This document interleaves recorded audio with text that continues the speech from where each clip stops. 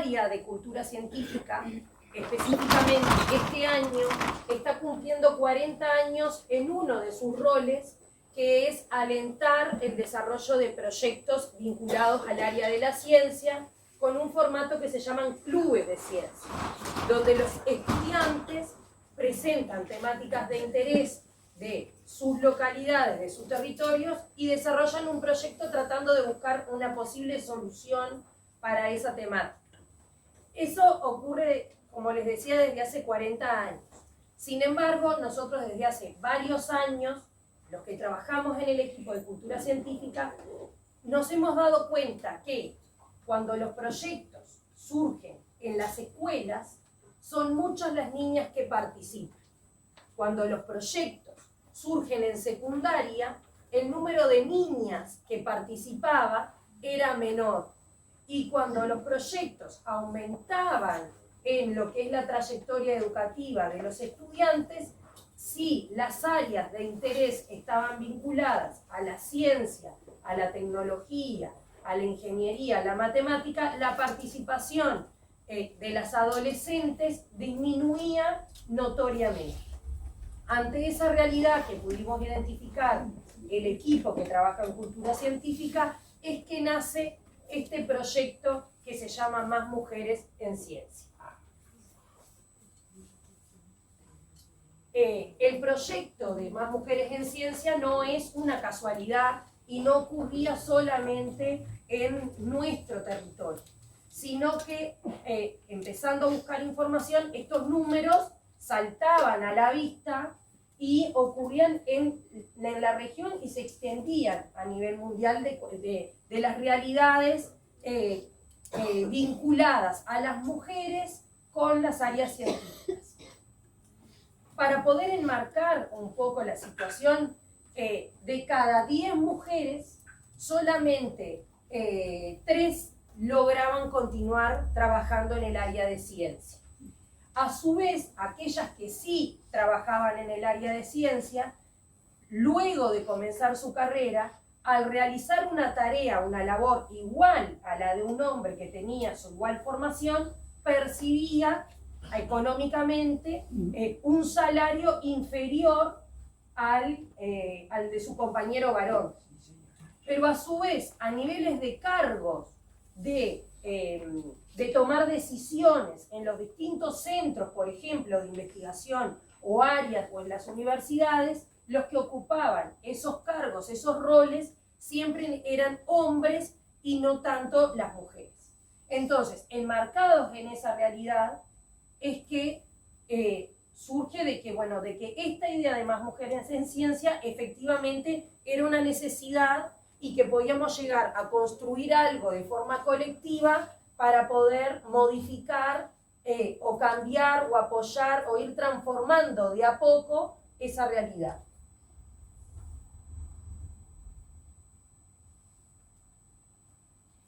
Dentro de lo, más allá de que hay realidades que son a nivel internacional y que hay desde lo que son las Naciones Unidas lineamientos, después cuando esas ideas se empiezan a bajar, es muy difícil llevarlas a cabo y llevarlas adelante si no hay un compromiso vinculado desde lo que son las líneas políticas, de lo que son las líneas de las instituciones, para poder convertir esas como utopías en realidades que sean tangibles para lo que son las chiquitas.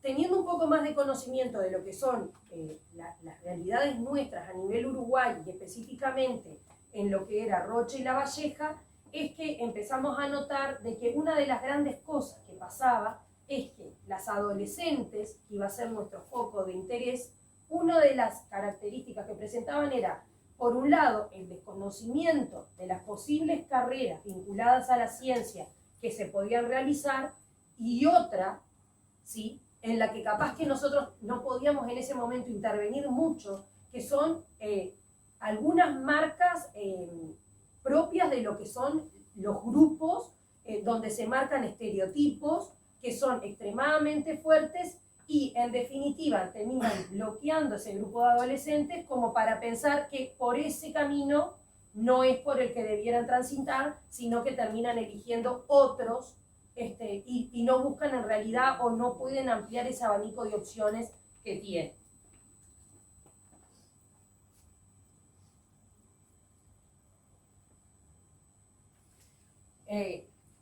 Este proyecto, una de las características que tiene es que en realidad no es viable pensarlo desde la unidad del individuo. Cualquier proyecto que uno va a implementar, lo que tiene que pensar es con cabeza de equipo.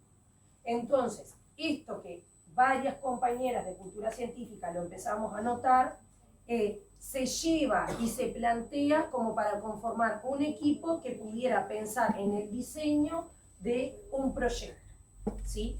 Pero pensar un proyecto para poder intervenir no es me siento y en 5 minutos aquello está listo, sino que nosotros tenemos que ver, bueno, ¿cómo vamos a intervenir? ¿Qué es lo que verdaderamente queremos?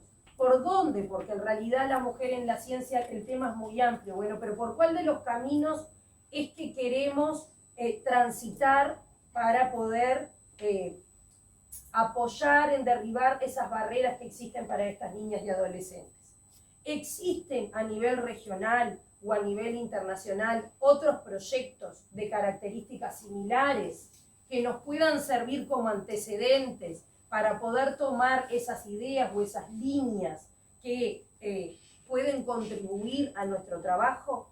Porque también algo que es muy importante es que no podemos ser mezquinos y pensar de que vamos a crear las cosas de cero, sino que siempre tenemos que pensar que otras personas han transitado caminos similares y que han realizado otros recorridos que nos van a servir como antecedente para poder trabajar y poder construir, teniendo en cuenta las características de nuestro lugar y teniendo en cuenta las necesidades propias de nuestra región, construir esos proyectos para poder intervenir, en este caso, en un proyecto vinculado a cultura científica, enmarcado en la Dirección de Educación del Ministerio de Educación y Cultura, pero que presenta características de una educación no formal.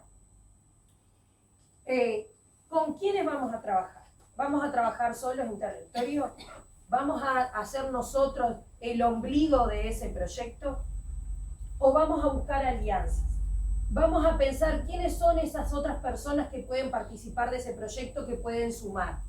A quiénes tenemos en el territorio que pueden tener una mirada similar y que pueden tener herramientas para contribuir y que ese proyecto, esa idea que uno tiene, efectivamente se pueda llevar a cabo.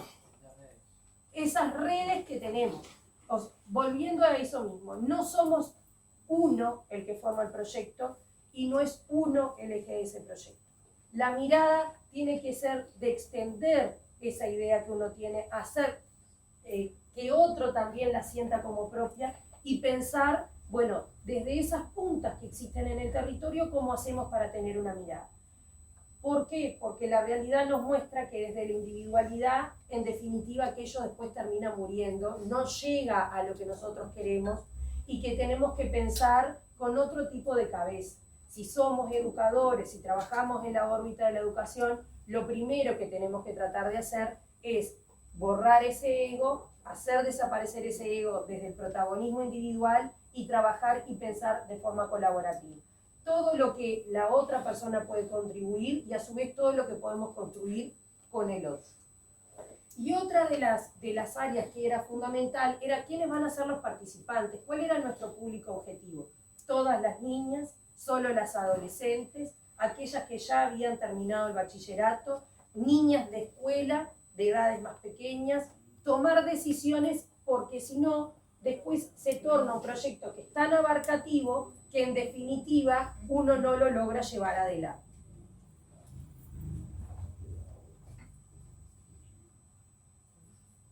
Entonces, después de haber tomado todas esas decisiones, comenzamos a pensar, bueno, nuestro interés es tener un proyecto de educación no formal con una perspectiva de género.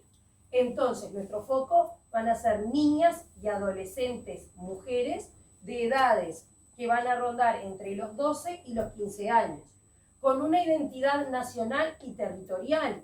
¿Por qué? Porque vamos a trabajar en red con todas aquellas instituciones que tenemos en la región, ¿sí? Como insumos, teniendo en cuenta las particularidades de nuestro territorio, de las necesidades de nuestro territorio.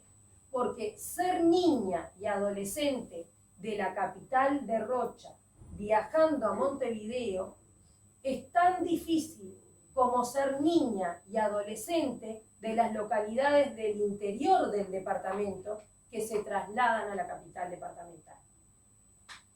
Si nosotros pensamos solamente en la mirada de niñas y adolescentes de nuestra capital, no estamos teniendo una mirada territorial y no estamos teniendo en cuenta las necesidades de nuestro territorio. Vamos a seguir enmarcados en una visión que en definitiva es la que nosotros queremos derribar. Por eso la importancia de lo territorial, ¿sí? Bueno, ¿y quiénes van a ser esas redes que vamos a tener en el territorio? Rocha tiene una particularidad que cuenta con algunos elementos que son fundamentales. Cuenta con elementos como son el CURE, ¿sí? Como un centro de investigación, la Universidad de la República en el interior, el Instituto de Formación Docente, otros vínculos que se tienen con instituciones a nivel de Montevideo, como es el IPSE u otras universidades, la Intendencia Departamental de Rocha, la OEI y la Comisión Departamental de Educación. Esos van a ser, más allá de otras que se puedan ir entendiendo, algunos elementos claves que nosotros vamos a contar en el territorio para trabajar en forma conjunta. Como les decía, van a ser adolescentes de 12 a 16 años y para poder llegar a todo el territorio, inevitablemente tenemos que tener un formato que sea virtual y presencial. Lo ideal es lo presencial. No hemos podido llegar de forma presencial a todo el territorio. Entonces tenemos que generar una herramienta que sea virtual. ¿Y cómo nos dimos cuenta de esa necesidad de la virtualidad? Porque una maestra de una escuela de Lascano, a 100 kilómetros de la capital, un día nos llamó y nos dijo: tengo alumnas que tienen interés en participar. Nosotros habíamos en ese momento pensado en la idea de trabajar de forma presencial.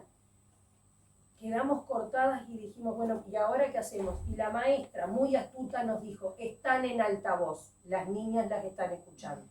Inevitablemente no podíamos decir, no hay chance, no hay manera de crear, sino que esos son los docentes que necesitamos, perspicaces, audaces, que leen a sus estudiantes, que ven sus necesidades y que de forma muy astuta buscó el camino para poder conquistarnos a nosotros.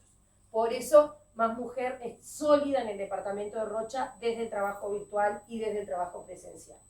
¿Y cómo vamos a trabajar? Vamos a trabajar con modalidades de taller, con cafés científicos y sobre todo desde lo experimental. ¿Cómo van a ser cada una de esas actividades? Lo más importante es que es voluntario. Las chiquilinas se postulan año a año para poder participar. Se postulan por distintos intereses en ese proyecto. Se postulan porque les gusta la ciencia o al revés. Se postulan porque han tenido una mala experiencia con la ciencia y quieren buscar un camino o alguna forma de trabajar diferente que les permita acercarse a eso que capaz que en un momento es un obstáculo con una mirada distinta. Son encuentros quincenales, o sea que nos reunimos con las chiquilinas cada 15 días, ¿sí? En cada una de las instancias, y esto es lo más importante, participa una mujer científica. Una mujer científica que está trabajando en el CURE o que está trabajando en Facultad de Ciencias o en Facultad de Ingeniería, que viene y desde la voz de las mismas protagonistas, las chiquilinas tienen la posibilidad de conocer, primero, los desafíos que esa mujer vivió para poder ser hoy en día una mujer científica, si fue lineal que toda su vida haya querido ser científica o ocurrió algo o alguien que la motivara a hacer ciencia. Otra cosa muy importante es derribar la idea que aquellos que se dedican a la ciencia tienen un coeficiente intelectual superior a la media. Donde ellas ven, donde tengo, bueno, veo que puedo, que no necesito tener una inteligencia por fuera de lo normal para poder dedicarme a la ciencia, y otra cosa es que esas mismas mujeres relatan los hechos de que capaz que comenzaron con facultad de química y no era por ahí, y dejaron y cambiaron de carrera y ahora están trabajando en el área de la matemática. Pensar que los formatos educativos, como nos han enseñado, no son tan lineales y estrictos, sino que el fluir y el trabajar de forma espiralada, ir viendo cuál es el camino que queremos, también es bien importante. Pero eso no es lo mismo que se los cuente yo a que se los cuenten estas mujeres que hoy trabajan en el campo de la ciencia. Y después conocen sobre su expertise, realizan propuestas vinculadas, si son biólogas marinas, si trabajan en la ingeniería, bueno, actividades vinculadas específicamente al área donde ella se desempeña.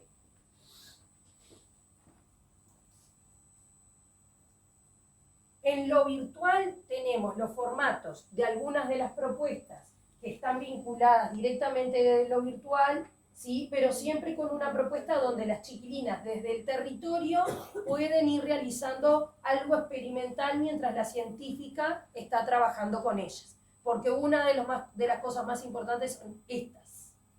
Aprendemos haciendo. No aprendemos solamente escuchando.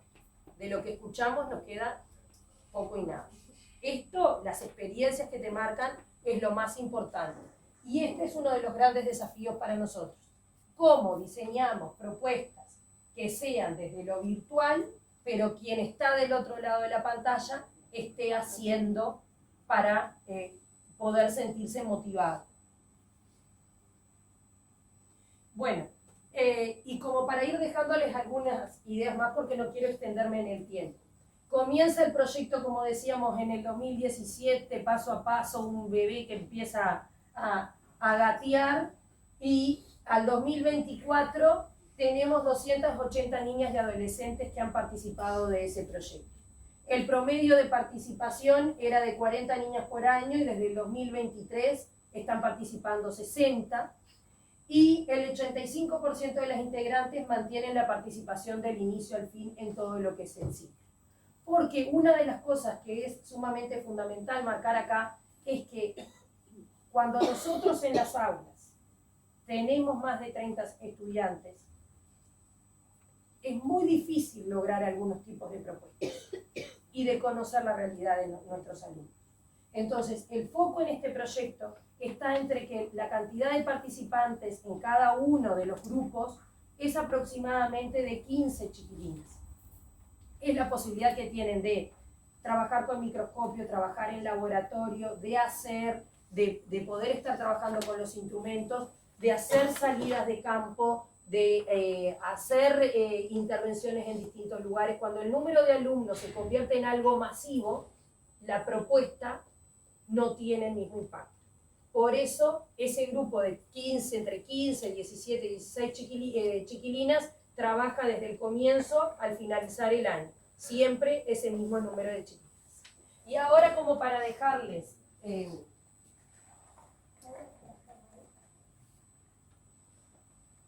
vamos a hacer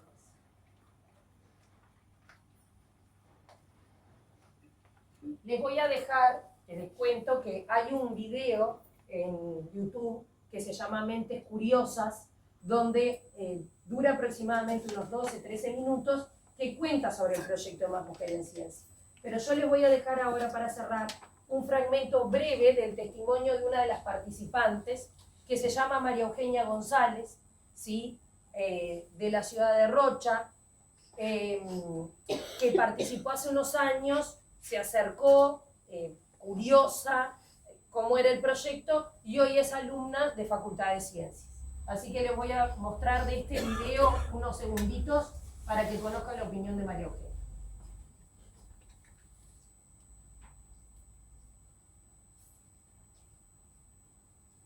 Capaz que desde acá se ve. Para mí fue como un abrazo. Un abrazo. Llegué a un espacio donde había ciencia y la ciencia estaba bien. Estaba bien que te gustara ciencia. Y era un tema de conversación válido.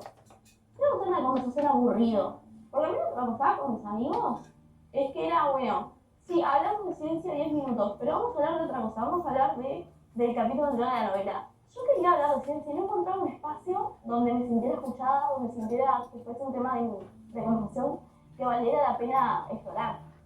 Y yo me sentí abrazada. Y bueno, Yo creo que esa frase que dice, yo me sentí abrazada, es lo que tenemos que lograr cuando estamos trabajando con estudiantes, ¿sí? Me parece que es ahí donde nosotros podemos decir que nuestra tarea está cumplida o que dejamos algo por esos estudiantes.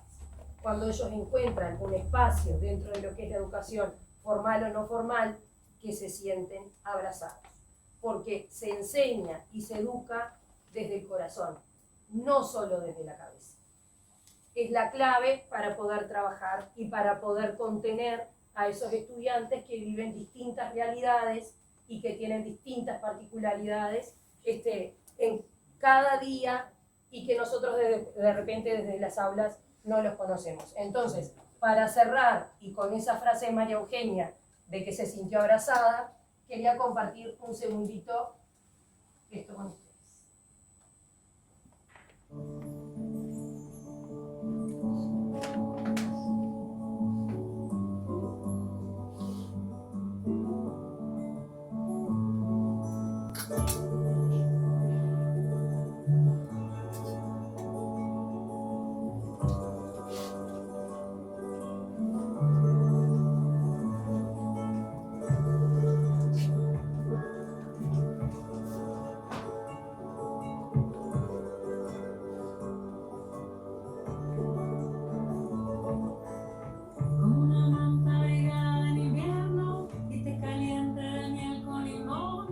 Brisa tibia que endulza por dentro, como la caricia de un rayo de sol. Luego de buscar por el cielo y la tierra, una medicina me vine a encontrar. Es tan antigua como poderosa, cuando la das la podés encontrar. Un abrazo te doy, un abrazo me das, cura del corazón, calma el alma y da paz. Un abrazo te doy, un abrazo me das, cura del corazón. Por ahí se los dejo y bueno, abracemos. ¡Atención! Ciberlunes. Bueno, abracemos en definitiva a nuestros estudiantes. Primero lo que tenemos que tratar de estar con los ojos abiertos para descubrir qué es lo que está faltando en cada uno de nuestros lugares somos nosotros.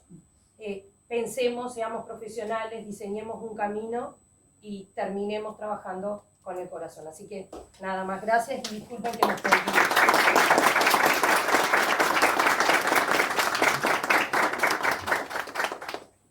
Bueno, ahora quién más.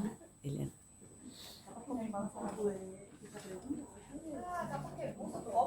Sí, no hay problema.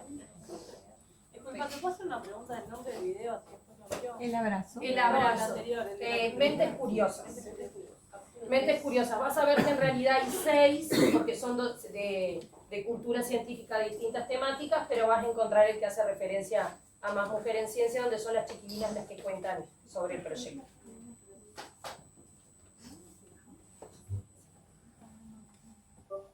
¿Tiene frío?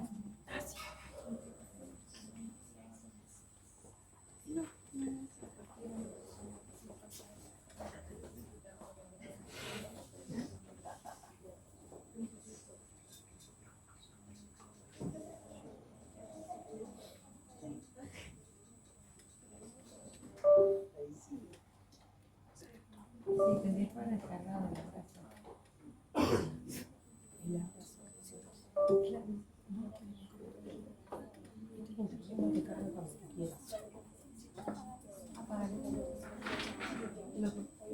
Sí, si ella no tiene sonido, hay que apagarlo. Arriba.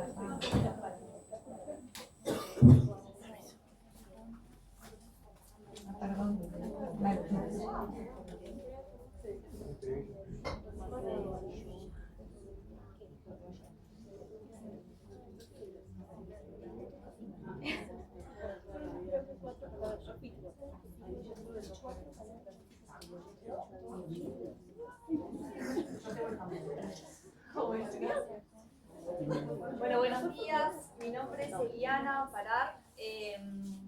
el título que encontré para esta jornada, para esta presentación, es la práctica educativa y profesional en desarrollo, entre comillas, porque el desarrollo es un concepto, un constructo social controversial, entonces, entre comillas, territorial y de género. ¿Sí?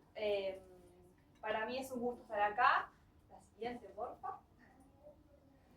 Bueno, vengo en representación de 3 lugares, tengo varios sombreros, me gusta siempre decir que soy profesora, soy docente en UTU, pero en este caso no vine con el sombrero de UTU puesto, sino que vengo con el sombrero de la Facultad de Ciencias Sociales. Represento a 3 espacios, primero que nada al Programa de Investigación en Desarrollo Sostenible, PRIDES, que es un programa de investigación relativamente nuevo, es del 2021 su creación. Digo esto porque, bueno, la práctica del desarrollo dentro de la Facultad de Ciencias Sociales, la temática de investigación es bastante reciente. Y esto tiene que ver un poco con el contexto en cómo se forja la licenciatura en desarrollo, que es el segundo espacio al que vengo a representar, a la coordinación de la licenciatura. No sé si saben, pero bueno, desde el 2009, fruto de la reforma educativa que atravesó la UDELAR, se cambian los planes de estudio y surge esta 4ª licenciatura en la facultad, que es la licenciatura en desarrollo. Es muy difícil explicar a qué me dedico y es muy complejo explicar qué es la licenciatura en desarrollo, porque bueno, es amplia, compleja, interdisciplinaria, intenta tener un abordaje territorial, pero en eso también es bastante ambigua. Pero bueno, ahora les voy a contar un poquito más. Y en tercer lugar, representa el colectivo de estudios interdisciplinarios sobre mujeres y ruralidad, abreviado SEIMUR, que pertenece al espacio interdisciplinario de la UDELAR. Básicamente tiene una representación de docentes de la Facultad de Ciencias Sociales y de la Facultad de Agronomía, pero también hay compañeras que trabajan desde otros lugares de la UDELAR. Y bueno, en la Facultad de Ciencias Sociales, que es el sombrero que me pongo en el día de hoy, me dedico a las 4 funciones universitarias, es decir, 3 funciones establecidas en el plan de estudio, que son la enseñanza en primer lugar, la investigación, ¿sí? Y la extensión, y acá viene la pata territorial.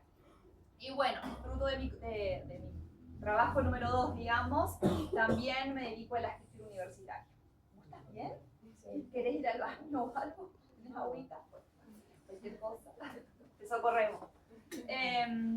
Bueno, un desafío que atañe a este evento, al cual me han invitado, es un poco pensar y repensar en colectivo con ustedes la labor profesional desde el abordaje territorial y de género.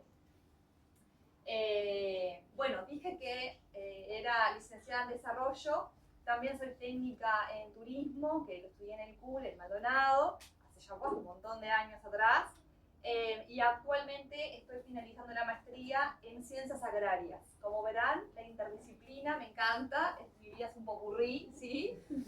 Y vengo de Florida, un lugar agrario, básicamente, no turístico, pero que bueno, vengo del interior, soy de un pueblo de Florida. Digo esto porque también me gusta decir que yo trabajo en UTU, que arranqué en Florida, porque bueno, a veces la faceta capitalina se me impregna, pero tengo mi base importante en el interior. ¿Cuál es el pueblo donde vienes? Tiene 2 nombres mi pueblo. 25 de Mayo es el nombre convencional, digamos, pero es un puntito ahí en el sur de Florida. Está cerca de Cardal, que capaz que lo conocen más porque es más famoso, porque se vio la primera cebalita ahí en Cardal, ¿no? Y es la capital de la cuenca lechera, Cardal. Al final tengo que decir de Cardal para terminar explicando mi pueblo, es decir mucho. Pero bueno, mi pueblo también se llama Isla Mala, que la gente de más edad lo reconoce como Isla Mala en vez de 25 de Mayo. Lindo, ¿no? Tiene un tupé decir Isla Mala. Vengo de Isla Mala, es como pica. Somos como re malos y malas. Lo cual me encanta. Bien. Bueno, lo que les voy a presentar lo intenté organizar porque vieron que esto del popurrí es difícil. Entonces, primero presentarles por qué una licenciatura en desarrollo, a grosso modo, porque eso me va a dar pie a presentarles lo siguiente, que es la formación y la práctica profesional del desarrollo, pero en el ámbito territorial.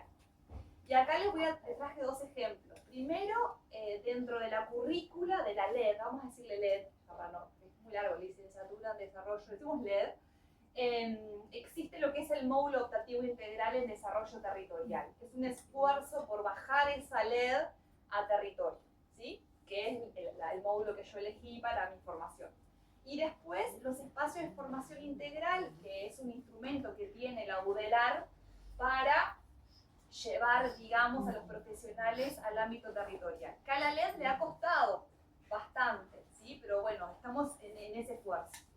Y por último, presentarles la interacción entre el territorio y el género, ¿sí? Que el género viene a sumarse después, digamos. Primero la LED empieza a incursionar en temas territoriales y para después meter la temática de género y ahí hacer la intersección.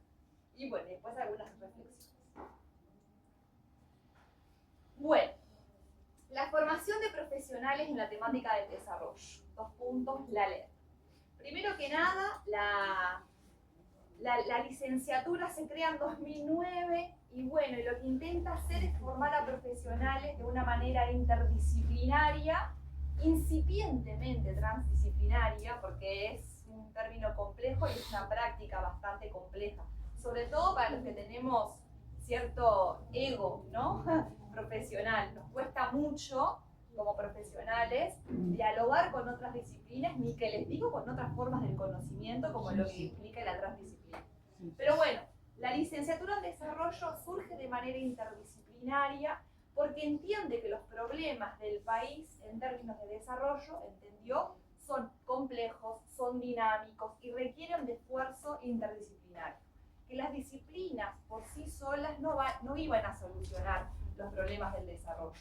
Por eso digamos que surge como una especie de unión entre las ciencias políticas, la economía, la sociología, ¿sí? De manera menos, digamos, menos fuerte quizás el trabajo social, pero sí el ambiente, ¿sí? Todo lo que tiene que ver con la pata más de desarrollo ambiental y profesionales vinculados a la geografía, de la Facultad de Ciencias, ¿sí? Empieza, bueno, a pensarse una licenciatura que atienda a esta realidad cambiante, compleja, dinámica, y bueno, y informar a profesionales que puedan intervenir en la vida de los colectivos humanos que eligen una vida en armonía, o así lo entendemos, con su entorno. Y acá aparece el primer esbozo, cercanía, digamos, al concepto de territorio, que es, bueno, trabajar en mejorar, digamos, las condiciones de vida de los colectivos humanos, ¿sí? En armonía con su entorno. Para esto, nosotros tenemos que, y nosotras tenemos que tener esa capacidad, digamos, como profesionales, de comprender qué son los entornos, o sea, qué es el entorno social, cultural, político, económico. Además, el desarrollo lo entendemos como un proceso colectivo, no individual, y un proceso colectivo que tiene que ver con muchas dimensiones, la dimensión política, la económica, la cultural, la ambiental, la social, de las comunidades. Entonces, digamos que nos forman en 4 años para intervenir, es un montón, la ambición es total, ¿sí? Por eso es que también en la teoría suena todo precioso, pero en la práctica nos encontramos con muchos desafíos, ¿sí? En la praxis misma de nuestra formación. Y bueno, lo interesante es que la licenciatura en desarrollo tiene 3 profundizaciones, en algún momento fueron más, pero bueno, éramos pocas y pocos los que estudiábamos la LED, entonces se fueron acortando los MOI, los módulos optativos integrales, y ahora hay 3, que son gestión y políticas públicas, desarrollo territorial y desarrollo económico, ¿sí? Después existe una posibilidad, que es que los estudiantes hagan un MOI a medida, pero es bastante engorroso porque implica buscar asignaturas dentro de la universidad, armar todo un plan, pero bueno, se puede. Si el estudiante o la estudiante tiene ganas de armarse una especialización a medida, lo puede hacer, es parte del reglamento. Pero bueno, tenemos ahí entonces, aparece, digamos, la dimensión territorial, ¿sí? Y bueno, y posteriormente en la currícula de la LED aparecen asignaturas específicas que atiendan la temática de género y feminismo. Y esto va a ser importante porque si bien desde hace bastante tiempo venimos hablando de género, de la perspectiva de género, de atacar las desigualdades sociales, y ya entendemos que género es más que una dimensión, digamos, es una desigualdad que atraviesa las demás y que aparte está atravesada por otras, ¿sí? Es parte de la formación y tiene que ser parte de la praxis de cualquier profesional. El desarrollo por sí solo no derrama de la misma manera los territorios, ¿sí? No beneficia de la misma manera a mujeres que varones, ni les digo si cruzamos esto con raza, con etnia, ¿sí? Con otro tipo de interseccionalidades. Entonces, en lo que es la formación de la LED, aparecen dos asignaturas, en el ciclo inicial, género y desigualdades, y ya parte mismo del ciclo avanzado, abordajes feministas y de género sobre el desarrollo. Está ahí pintadito porque les dejé, si hacen clic, aparece el programa por si lo quieren chusmear, ¿sí? Porque esta presentación les va a quedar disponible a ustedes. Bueno, entonces, ahora más o menos les conté qué es la LED y les conté cómo fue apareciendo, ¿sí?, el territorio. Pero bien, ¿qué es el MOI de desarrollo territorial? Y si hacen clic arriba les va a saltar también toda la explicación del MOI, ¿tá? Con las asignaturas, para después, digamos. Pero bueno, lo que intenta hacer este MOI, digamos, esta especialización sobre el final de la carrera, es abordar el estudio del territorio como una construcción social, política, como decíamos recién, y económica, pensada desde la interdisciplina. Y bueno, como está pensada desde la interdisciplina, tiene una materia obligatoria que se llama Herramientas Teórico-Conceptuales para el Trabajo Interdisciplinario, que curiosamente es dictada por un profesor del CURE, ¿sí? Que está radicado en Maldonado, que es Carlos Santos, ¿sí? Que también él es especialista en desarrollo de ambiente, capaz que lo han escuchado a Carlos Santos, ¿sí? Después hay 3 cursos obligatorios más que son específicos, que tienen que ver con desarrollo político, socioterritorial y económico. Como verán, el territorio está acotado en 3 dimensiones y nos quedó corto, porque hay otras. Pero bueno, tampoco le podemos pedir muchísimo a la LED, capaz que con los años mejoramos, ¿sí? Y el referente de este MOI es alguien que ustedes conocen, porque estuve viendo allí en la carpeta que me dieron que hay algunos conceptos de Adrián Rodríguez Vianda, ¿sí? Bueno, él es él es el referente de este MOI, ¿sí? Ahí tienen el mail por si le quieren mandar un mensaje que harán contestación, ¿sí? Así que bueno, les intenté dejar ahí como algunos contactos. Bien, seguimos. Entonces, vamos pensando que el territorio para la LED entonces tiene mucho que ver con lo sociocultural, lo económico y lo político, ¿sí? Nos quedan algunas dimensiones afuera. A mí siempre me gusta pensar qué es lo que le falta más de qué es lo que le sobra. Entonces, un poco para ir teniendo en cuenta. Y bueno, y otra forma de acercarnos a los territorios, digamos, como profesionales, es bueno, llevar adelante la extensión universitaria a través de los espacios de formación integral. Vieron que aparece la palabra integral, porque la UDELAR entiende que es importante, sí, la formación y la investigación y la docencia, ¿sí?, en el espacio educativo, pero ¿qué pasa si nosotros no compartimos el saber que tenemos? ¿Sí? ¿Qué pasa si no somos humildes y vamos a territorio con la ambición de colaborar y volcar nuestros conocimientos, pero también de co-crear conocimiento, ¿sí? O sea, el conocimiento al servicio de las comunidades, pero no desde el ego universitario, o por lo menos así lo entendemos nosotras y nosotros que trabajamos desde acá, ¿sí? Desde el ego universitario es decir, yo vengo a volcarles todo lo que siento, todo lo que sé, ¿sí? Sino co-construir también, ¿sí? Y ahí viene la mirada transdisciplinaria, que es bastante compleja de llevar a cabo, porque es cómo generar conocimiento, ¿sí?, más allá del conocimiento científico, ¿sí? Entonces, bueno, en los espacios de formación integral es donde nosotros hemos visto, nosotras, este espacio para co-construir y bueno, y colaborar desde nuestro lugar de producción de conocimiento científico a que las comunidades locales, ¿sí?, puedan de alguna manera tomar decisiones quizás con con más conciencia o con más herramientas para, bueno, seguir desarrollando su vida en su comunidad, en su territorio, ¿sí? Pero es eso, como desde la humildad de decir, yo hice un esfuerzo de investigar, estoy metida en este tema hace tantos años y vengo acá a colaborar, pero no vengo con la verdad, sino que vengo con lo que humildemente en estos años investigué, estudié y me formé. ¿Sí? Sin invalidar lo que una sabe, porque una se sentó allí, ¿no? en su casa, leyó un montón, hizo entrevistas, se acercó, pero después, no por eso una es dueña de la verdad, digamos. Acá no queremos evangelizar a nadie. Entonces, bueno, los EFIs se construyen porque ahí está la necesidad, por un lado, de aterrizar, ¿sí? y materializar aprendizajes del estudiantado.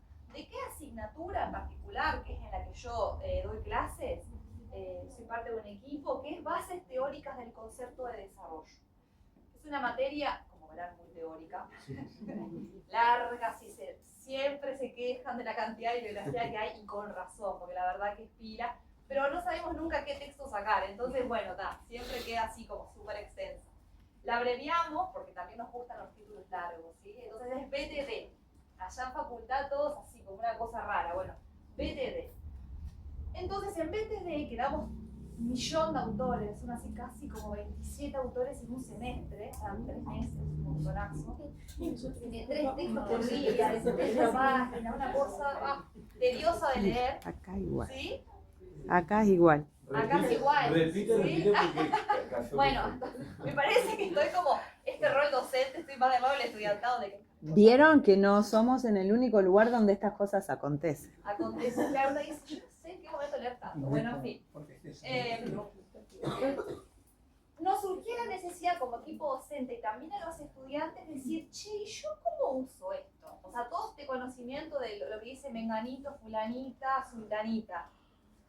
¿Cómo hago? Bueno, porque la teoría son esos lentes que uno se pone, ¿no? Para ver la realidad, intentar analizarla, posteriormente intervenirla, ¿no?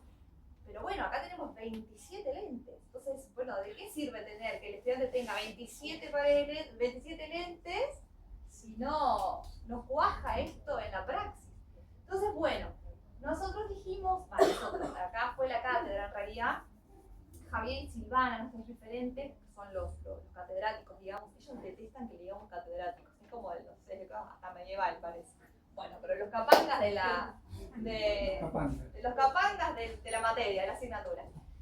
Entonces dijimos, listo, vamos a agarrar un caso de estudio que ya lo estudiábamos, lo veíamos en la asignatura, que es UPM2, miren ustedes si esto no es pertinente, y el proyecto del ferrocarril central, proyecto que ya está en marcha. Entonces dijimos, bueno, es un proyecto de gran envergadura, que tiene un impacto en el desarrollo económico, que está anclado en un territorio que era el territorio más desigual, digamos, dentro de Uruguay, ¿no? Con diferentes tipos de proyecciones, dijimos, listo, vamos a estudiarlo. Y después dijimos, listo, tenemos que ir a la planta, entrevistar a actores locales, conocer a los vecinos y vecinas, ¿no? Tenemos que estar ahí, ver qué piensa la gente, qué siente. Y bueno, y después quizás generar algún insumo que ayude a problematizar, digamos, este proyecto. Y bueno, y así es como surgió esta intervención, digamos, de UPM2 y el proyecto de Ferrocarril Central, con el fin de, primero que nada, problematizar, analizar y proponer tímidamente algunas soluciones, ¿sí? A partir de lo trabajado de manera teórica en el curso.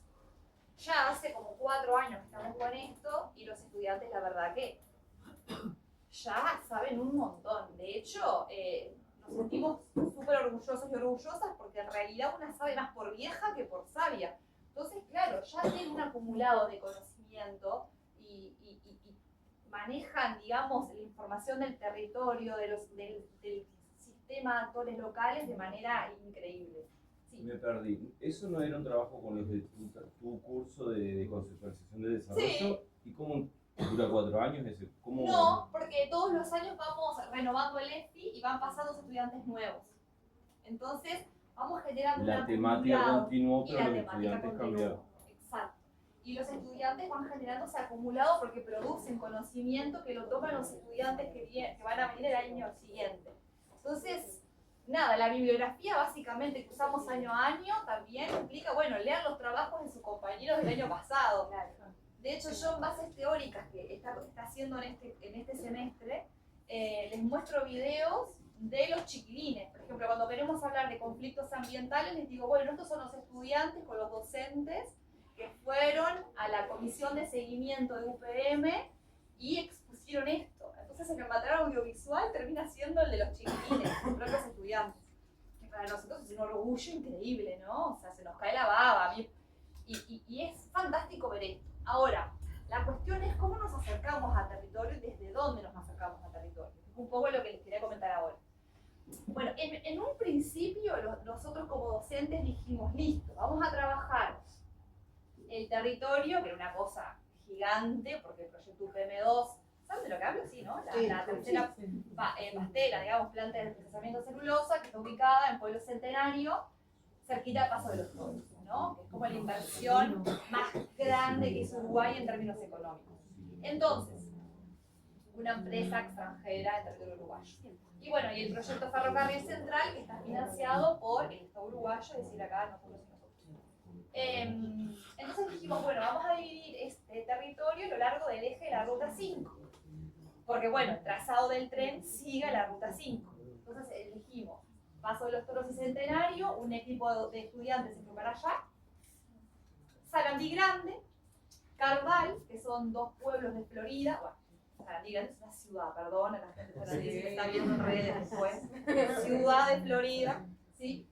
Carval, sí, pueblo, villa, y Montevideo. De Montevideo están esos barrios, Colón, Capurro y Sayago, que son los barrios donde el tren iba a generar como mayor movimiento, digamos, en la construcción y luego en la puesta en funcionamiento.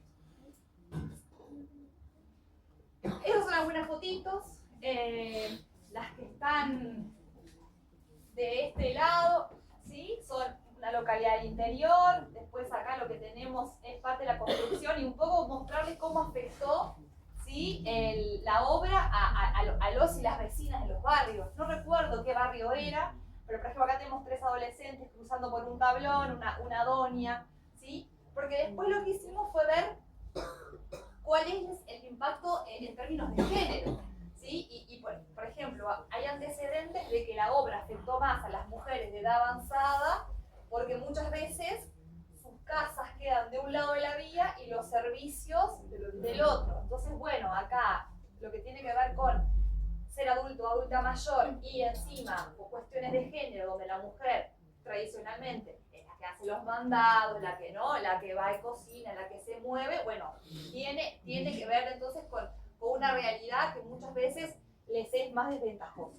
Y bueno, y de este lado, un poco, estas fotos son sacadas por estudiantes, el tren es tipo, sí, fue tipo, miren el tren acaba de llegar, nosotros sacándole foto al tren, porque vieron que el tren sale de la planta, no sale de una estación del tren, sale de la planta UPM y va al puerto de Montevideo. Entonces el tren acá estaba llegando nuevito, la foto de la planta, y acá no se ve bien, perdonen, pero son trabajadores y trabajadoras en el centro neurálgico, digamos, de funcionamiento de la planta, donde casualmente descubrimos que hay muchas mujeres trabajando.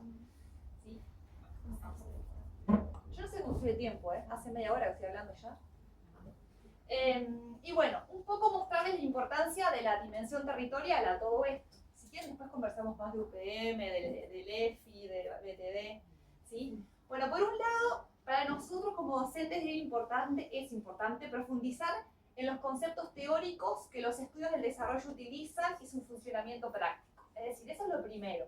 Es decir, bueno, ¿cómo usamos las gafas que nos ponemos en la teoría para ver el territorio? ¿Sí? Eso es como lo primero que queríamos. Lo segundo es poder aproximarnos, ¿sí? a los impactos que tiene la puesta en funcionamiento de este tipo de proyectos, ¿sí? Y la producción de celulosa, además del tren, junto con los impactos ambientales. De acá aparece una preocupación importante del desarrollo, que es, bueno, ¿qué pasa en términos ambientales? Acercarnos a la magnitud del impacto sí o sí requería salir del escritorio, salir del espacio aula, ¿sí? Eso dijimos, tenemos que conseguir fondos en la UDELAR que nos financien esto, porque tampoco los estudiantes iban a, ¿no? Y nosotros como docentes a costear todo. Entonces, poder salir. Lo tercero es poder, bueno, compartir lo que nosotros veníamos estudiando con los estudiantes, con el estudiantado, con los actores locales, es decir, mostrarles, compartir ese conocimiento. Era todo un semestre de estudio, ¿sí? Queríamos poder compartir eso. Y bueno, y ahí empezó el mapeo de actores locales, ¿sí? Empezar a averiguar, bueno, a ver, hay una comisión de seguimiento, perfecto, ¿está integrada por quiénes? Perfecto. Hay gente de la universidad que está estudiando este tema, ¿quiénes son? ¿Sí? ¿Hay vecinos y vecinas que están moviéndose? Sí, hay un montón de movilización social. Bueno, acerquémonos, ¿qué opinan? ¿Qué necesidades tienen? ¿Sí? Esto fue súper importante para nosotros, fue un esfuerzo enorme, porque una desde su escritorio analiza y dice, sí, busco en medios de prensa, mando un mail acá, un mail allá, pero cuando querés ir a territorio, digamos, y es el tiempo de la gente que está sobre la mesa, ¿sí? Teníamos que ser responsables en eso también. Lo otro para nosotros importante era ver la sociedad civil organizada y poder colaborarles también y brindarle insumos que mejoren la toma de decisiones de esa sociedad civil organizada. Y bueno, después tenemos este otro aspecto que implica estimular entre los estudiantes y los docentes, digamos, un espacio de intercambio. Y esto también es fundamental, porque cuando uno está de este lado, ¿sí? Y ustedes están de este otro lado, acá hay una distancia que se marca. Soy yo la que monopoliza la palabra, la que viene con el conocimiento, ¿sí? Ustedes los que están en una situación de escucha.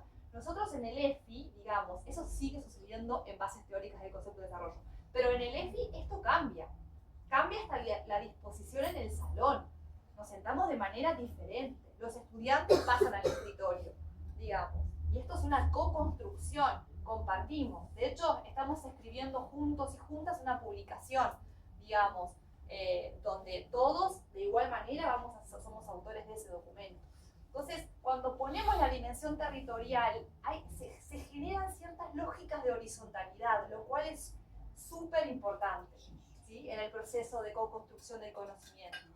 Y bueno, y por último, mostrarles o compartirles, ¿sí? Los frutos del desarrollo y esta necesidad de que hablamos del desarrollo, bueno, pero el desarrollo es un concepto tupper, le digo yo, ¿no? Es como un recipiente vacío que uno le pone adentro lo que quiere, ¿sí? Entonces aparece el desarrollo territorial, el desarrollo económico, ¿sí? Pero es un recipiente vacío. En realidad, la sociedad le pone allí el contenido. Pero bueno, ¿dónde estaba el contenido de género? Entonces, ¿se acuerdan que hoy les comenté que la licenciatura, hasta no hace muchos años, no tenía asignaturas vinculadas a género y feminismos? Entonces, bueno, nosotras ahora, con el equipo y en la UDELAR, existe el SAFEM, ¿sí? Que es un conglomerado de mujeres que estudiamos temas de género y feminismo y que nuestras investigaciones se van acoplando, digamos, y colaboran a ese colectivo. Empezamos a generar sinergias, ¿sí? Y en esto el trabajo interinstitucional es súper importante. Y ahora vamos a ver un poquito. Sí. Juro que ya estoy por terminar, Bueno, la intersección entre territorio y género, y acá viene la cuestión. Primero que nada, reconocer que cuando hablamos de desarrollo y los frutos del desarrollo, no hay un derrame igualitario entre varones y mujeres. ¿Sí? De hecho, la mayoría de los teóricos, y digo los porque han sido varones, que han estudiado el desarrollo y lo han intentado explicar, básicamente desde la posguerra en adelante, Segunda Guerra Mundial en adelante, hablan del desarrollo como un proceso de mejora de la calidad de vida de las personas, como si las personas fuéramos todas iguales, viviéramos las mismas condiciones, partiéramos los mismos lugares, ¿sí? Entonces fue súper importante que aparecieran teóricas más que nada, ¿sí? Desde el feminismo que criticaran y movieran ese concepto de desarrollo, ¿sí? ¿Han escuchado de Amartya Sen? Supongo que muchos, sí. Bueno, Amartya Sen, ¿sí? Que para nosotros es como una especie de gurú, el gurú del desarrollo, ¿sí? Desarrollo y desigualdad, ¿sí?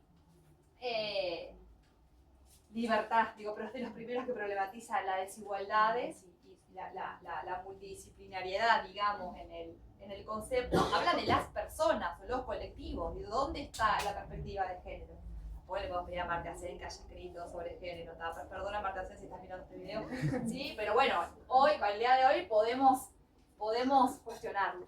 Entonces, por un lado, acá les traje 3 pilares importantes a la hora de incluir la perspectiva de género en los estudios y en la intervención que hacemos como docentes.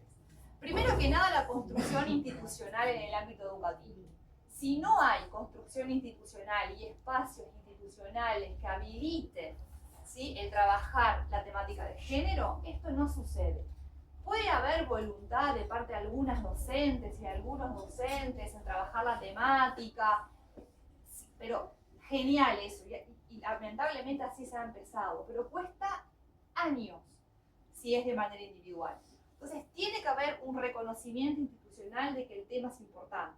Entonces, en este caso, por ejemplo, el PRIDES, que es este programa de investigación en desarrollo sostenible creado en 2021, estableció desde el origen una línea de investigación, que es esta, que les puse en cursiva: igualdad e interseccionalidad en los estudios del desarrollo a partir de la crítica feminista.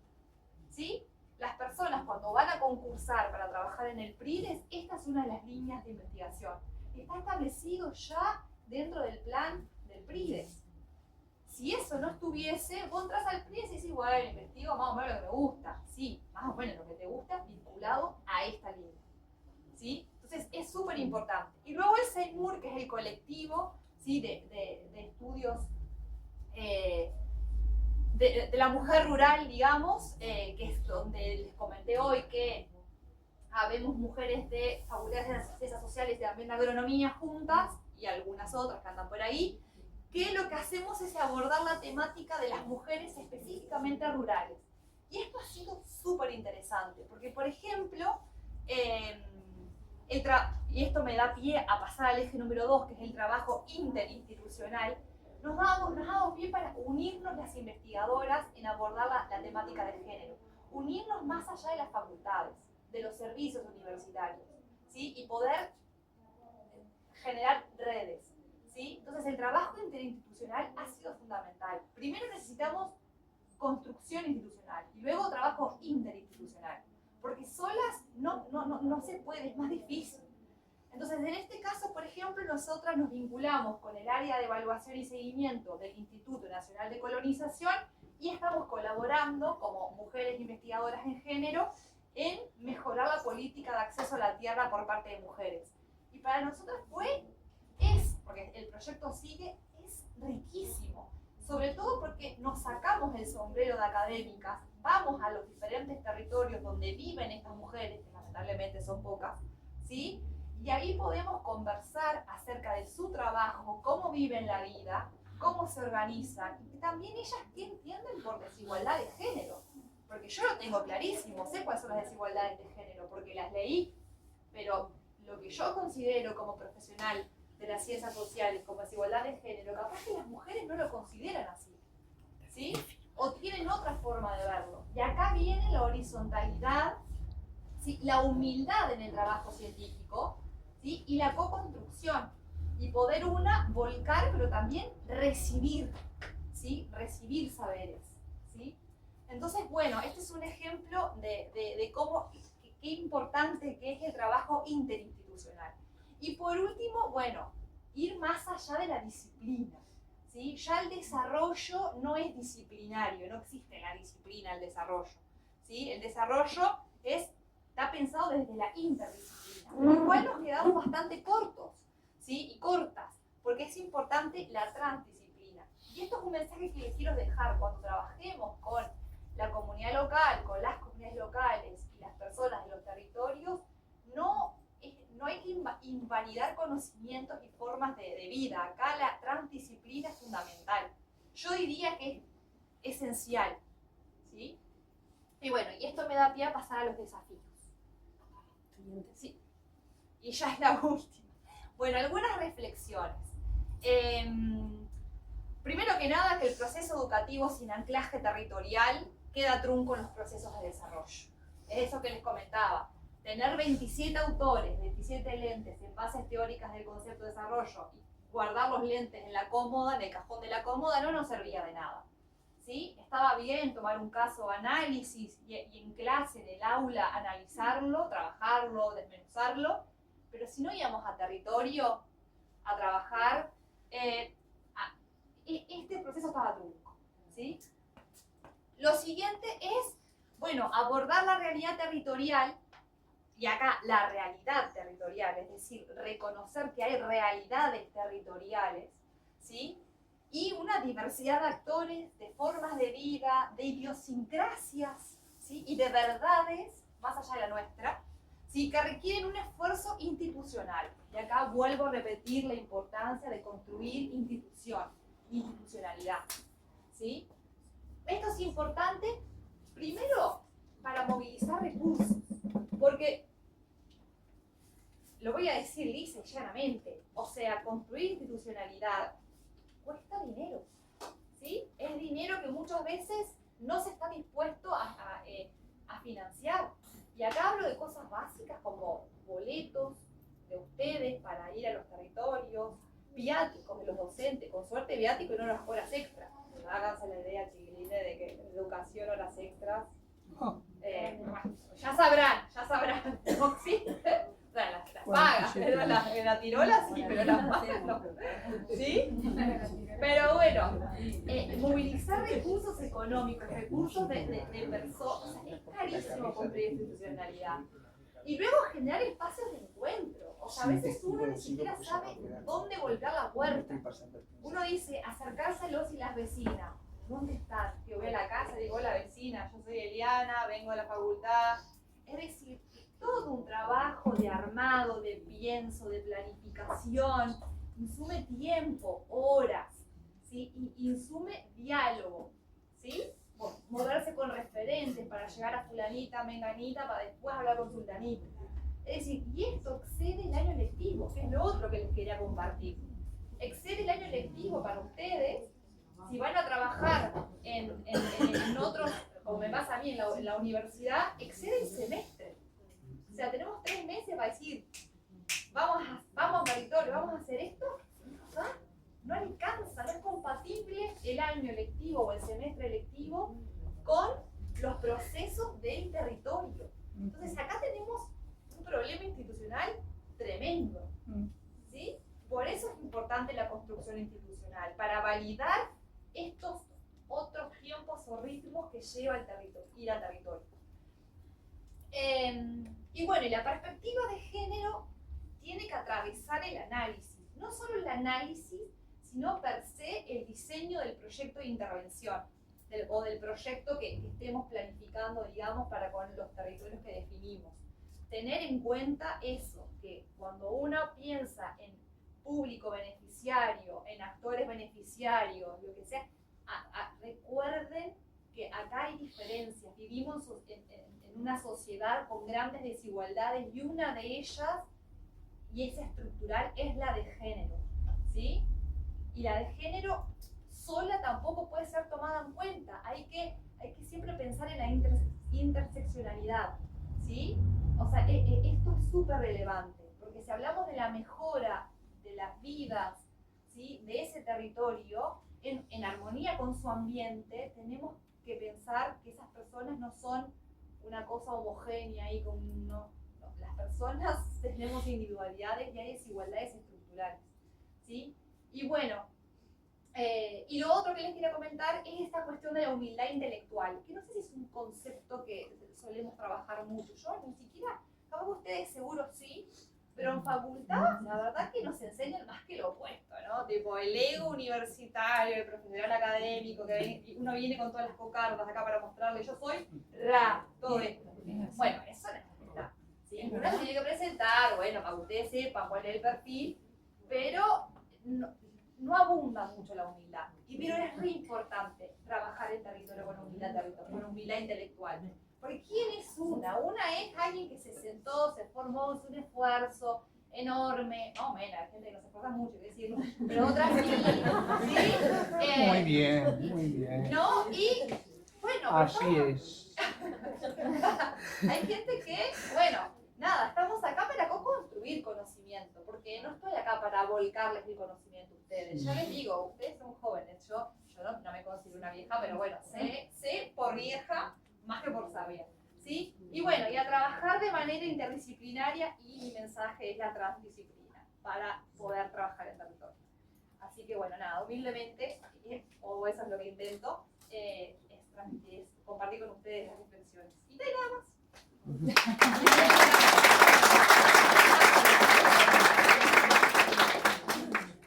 No, por acá les dejo los correos. El mío, el de la LED, el del PRIDES, y les dejo un link por si quieren saber de la LED. ¿Tá? No es que los quiera evangelizar para que vayan a estudiar desarrollo, pero bueno, por las dudas.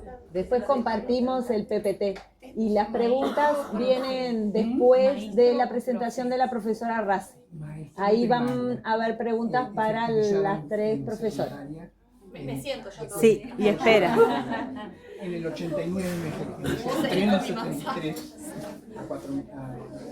a un mes, antes del mes del golpe de Estado, el 29 de mayo del 73. En el 89 me octubre, con el bachillerato y el se podía entrar a tomar su premio. En el 89 llamaron a concurso particular y me presenté en el 89 con el concurso nacional de oposición. Lo mismo pasó en el 98 cuando llamaron a concurso nacional para hacerse en teoría de la educación, las 4 materias. Pedagogía 1, pedagogía 2, historia de la educación, teoría de la educación, año 98. Fue íntimo, llama todos los días. Éramos compañeros de base. Fue mi primer inspector que entró a mi clase en primer.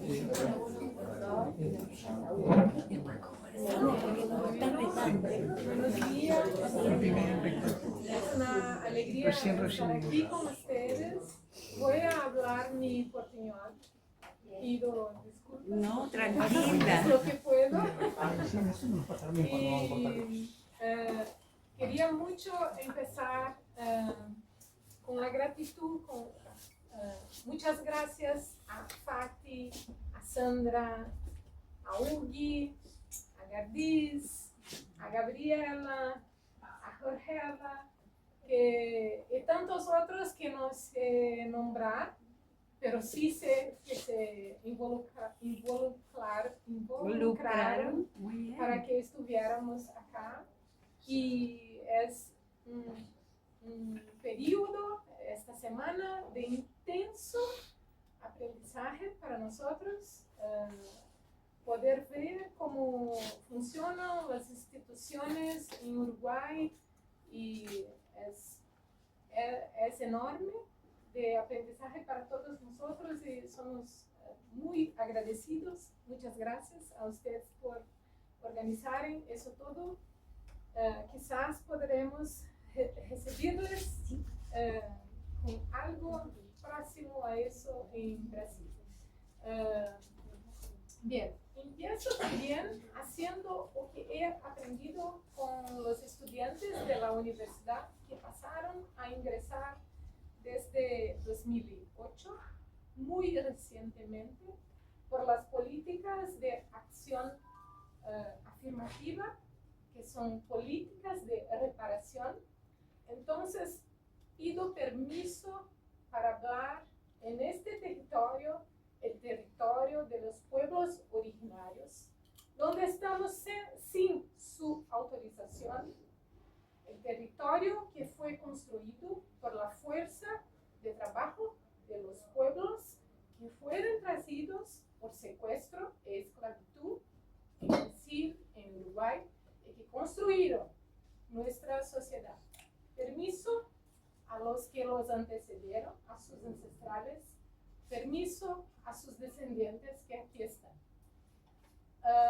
Bueno, voy a hablar a partir de lo que tengo aprendido con esos estudiantes que ingresaron en nuestra universidad desde 2008 y con colegas que con ellos trabajan sobre interseccionalidad, que Eliana hablaba, sobre las desigualdades de género, de pertenencia étnico-racial y cómo entonces intentamos comprender las trayectorias de profesores, las trayectorias educacionales que tienen en nuestra universidad, que muy recientemente diversificó el público, una universidad muy blanca, muy elitizada, muy centrada en los conocimientos que vienen del norte del planeta y que empieza a cambiar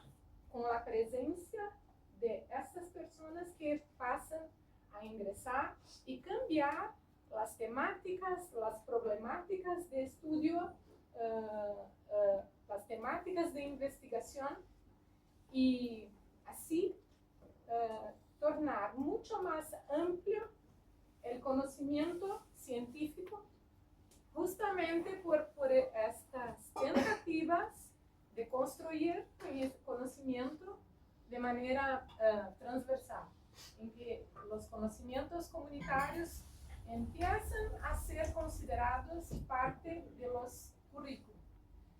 En Brasil, solamente en 2003, la ley general, la ley nacional que organiza la educación, puso un artículo, el artículo 26A, que torna obligatorio en la educación básica y secundaria el estudio de la historia y las culturas de los pueblos originarios y del pueblo africano, afro-brasileño, su cultura y principalmente sus luchas por abolición que perduran hasta hoy, porque ainda hoy hay trabajo esclavizado en Brasil y ciertamente acá.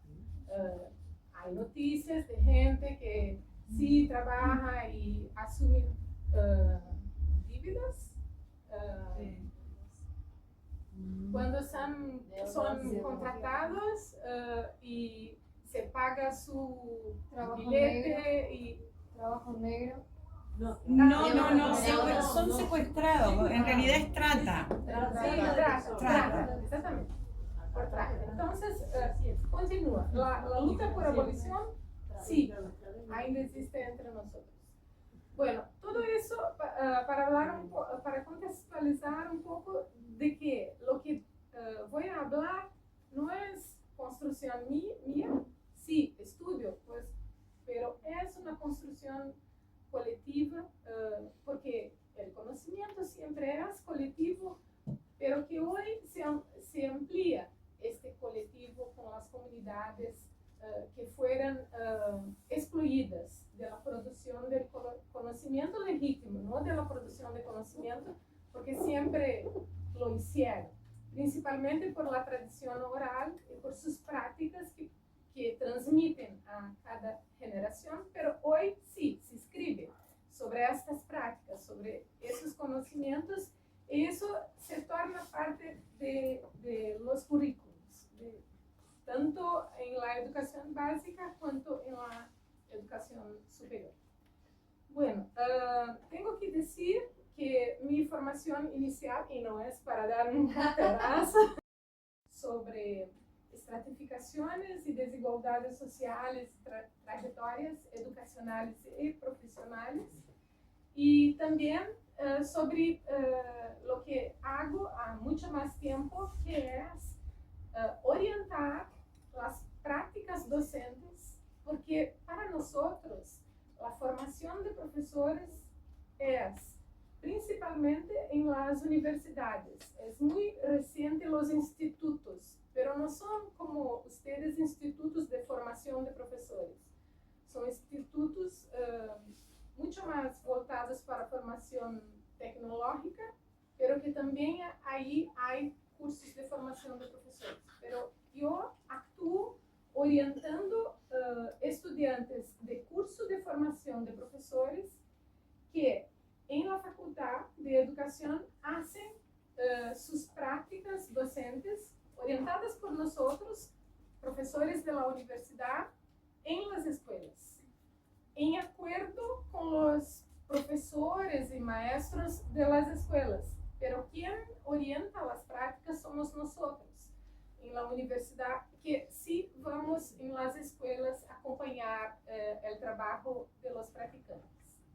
Bueno, está contextualizado más o menos porque es muy diferente y llevé toda esta semana intentando comprender, porque incluso los nombres son diferentes. Usted tiene licenciatura, yo también, pero mi curso es de formación de profesores y el nombre que hay en Brasil es licenciatura forma profesores. Bachillerato, que para ustedes es el final, sí, para nosotros quien hace un advogado Sí. es un bacharel en Brasil. Entonces, Claro. es muy diferente la nomenclatura y la organización. Siento que en Brasil vamos a presentar un organograma de eso para comparar, ¿sí? Porque sí que es muy diferente. Bueno,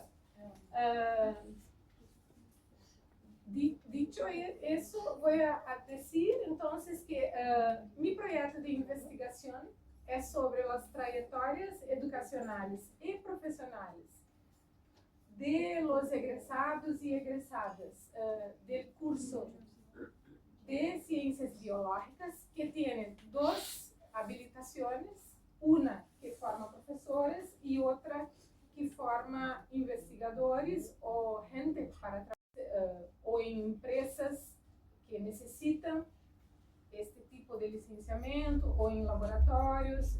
Así que son dos carreras, una de formación de profesores, otra de formación de investigadores. Y investigo con mi grupo de pesquisa esos egresados y egresadas, lo que dicen sobre el curso que hicieron, y los desafíos de su práctica profesional. Entonces, hizo una pequeña síntesis de algunas cosas que son los principales desafíos de los profesores de ciencias y biología, y voy a no discutir todos, pero algunos que intentamos manejar con un proyecto de estudios que voy a mostrar al final. Los desafíos de la transición de la educación superior para la enseñanza media, yo observo orientando los practicantes y también escuchando los egresados y las egresadas. Así es que organicé esta charla con ustedes.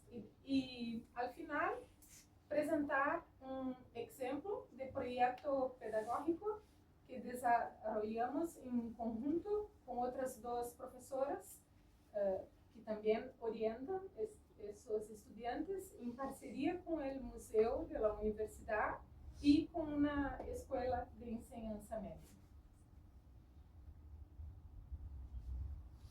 Bueno, los desafíos organicé en dos grandes grupos, uno de ellos asociado a la enseñanza de ciencias y biología, y el otro asociado a coordinación de los grupos de estudiantes.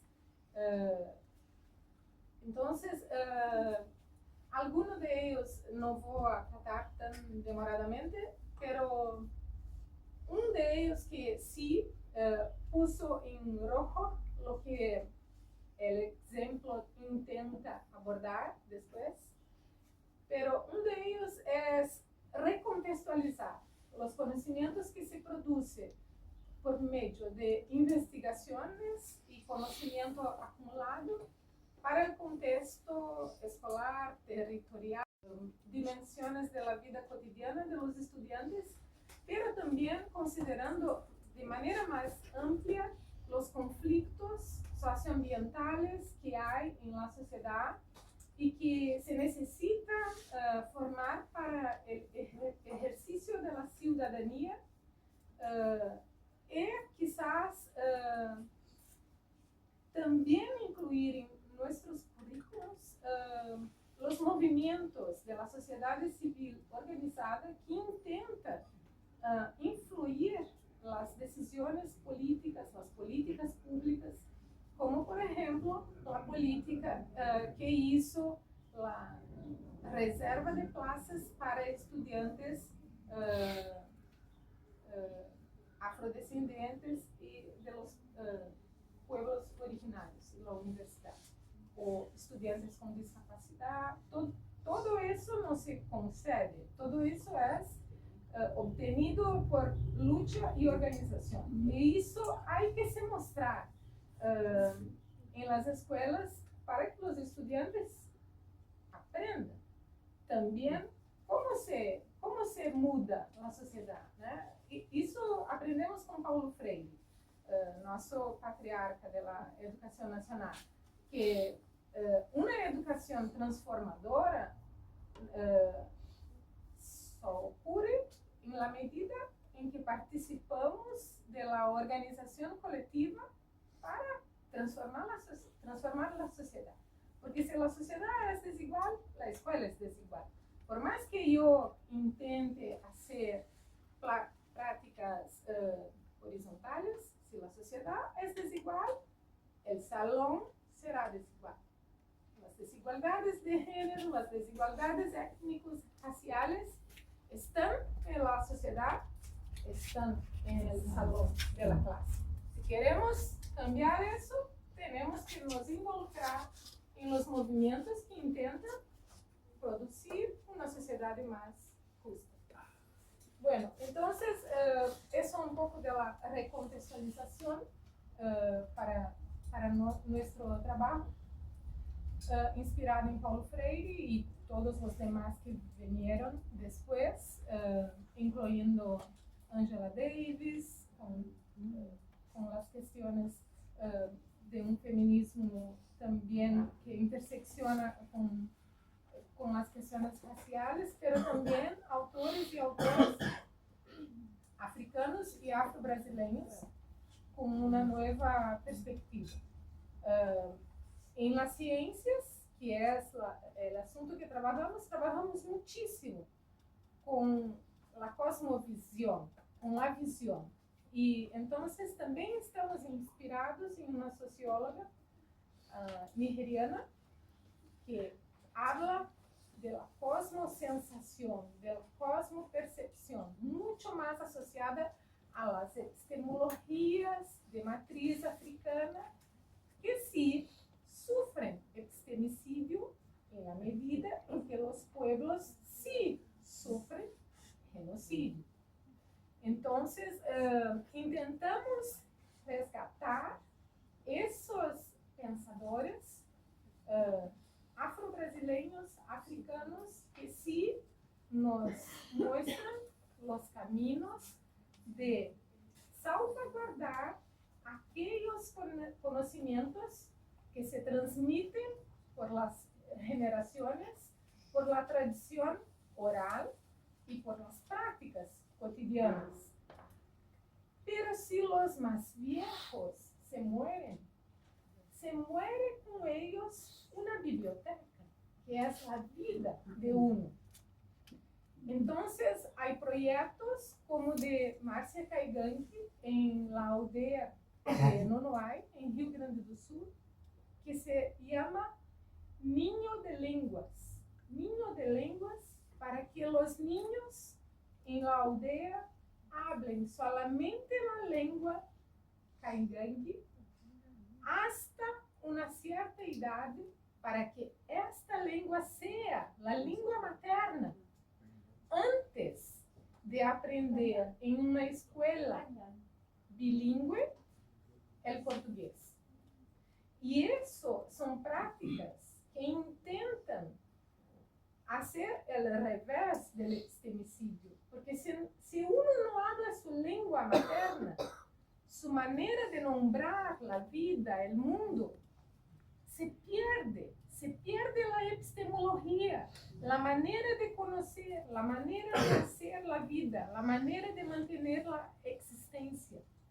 Entonces, son proyectos muy isolados que intentan salvaguardar las 274 lenguas de los pueblos originarios brasileños que todavía se hablan, pero hay casos en que uno o dos hablan, los más viejos, y que si no se cultiva en los niños de lengua, con la niñez del grupo, se pierde. Y si se pierde, eso sí es epistemicidio, porque se pierde la manera de pensar, de agir, de hacer de la comunidad. Bueno, entonces, este trabajo que intentaré mostrar busca valorar justamente la diversidad cultural y fue un trabajo hecho en parcería con el Museo de la Universidad, que estaba en el momento con una exposición fotográfica del pueblo guaraní, hecha por un fotógrafo guaraní y otro no guaraní, gaúcho. Y intentamos construir en el museo un espacio para un taller con estudiantes. Entonces voy a mostrar una secuencia didáctica de presentar a los estudiantes que no son aldeados una cultura que está alejada de la vida cotidiana. No es un problema que ellos podrían ponerse, voy a investigar la cultura guaraní.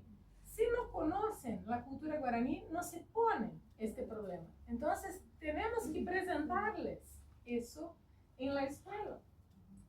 Porque sí hay, a veces, estudiantes de estas culturas en la escuela, pero que no se reconocen. Entonces, y si los hay que valorar para que se sientan, que lo que aprenden en su casa, con sus abuelas, sí tiene valor.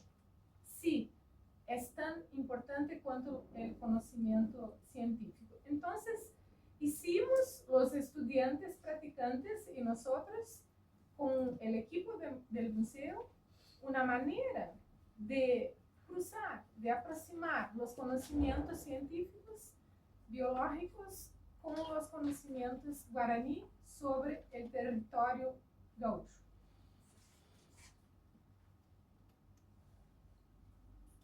Estos son otros desafíos de la docencia, pero que no voy a tratar aquí, pero que sí cruzan todo lo resto y que sí podría hablar muchísimo porque se planea también cómo hacer eso, cómo coordinar un grupo de estudiantes desigual, agitado, que gritan. Sí, eso también es parte del trabajo, pero el tiempo es chiquitito, no voy a abordar. Y sí, una otra cuestión importantísima es la inclusión del público con discapacidad o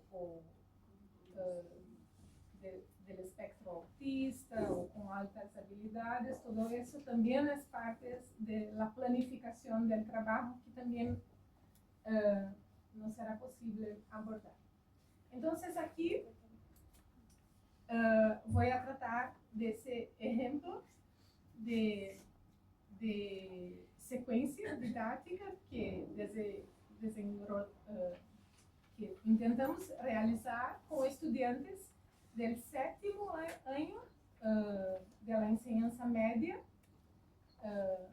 que tienen clases por la mañana, y estudiantes del primer año de la enseñanza media superior, que son jóvenes y adultos trabajadores que estudian por la noche. Se hizo un trabajo paralelo con esos dos grupos de una escuela muy cercana de la universidad, donde se podría ir con los estudiantes sin costo, caminando. Entonces elegimos por eso, porque no teníamos dinero para investir, para hacer los traslados, entonces eso facilitaba. Tanto para los estudiantes de la escuela, cuanto para los practicantes de la universidad. Porque también durante la pandemia se perdió el derecho a vale transporte que había para los estudiantes en Brasil. En Porto Alegre se perdió eso durante la pandemia y hoy es muy caro transitar en la ciudad. Entonces hay gente que no sale de sus barrios porque es muy dispendioso hacerlo.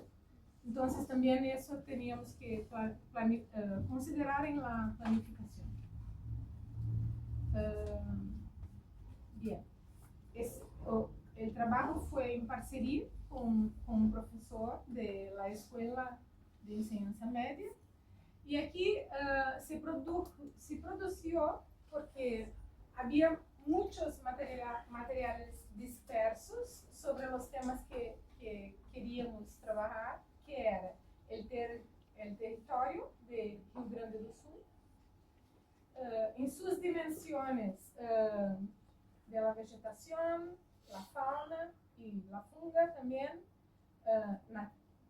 nativa de ahí, y conocimientos guaraní sobre este territorio. No había todo reunido, entonces que produjimos un material para dejar en la biblioteca de la escuela y en la biblioteca de la universidad.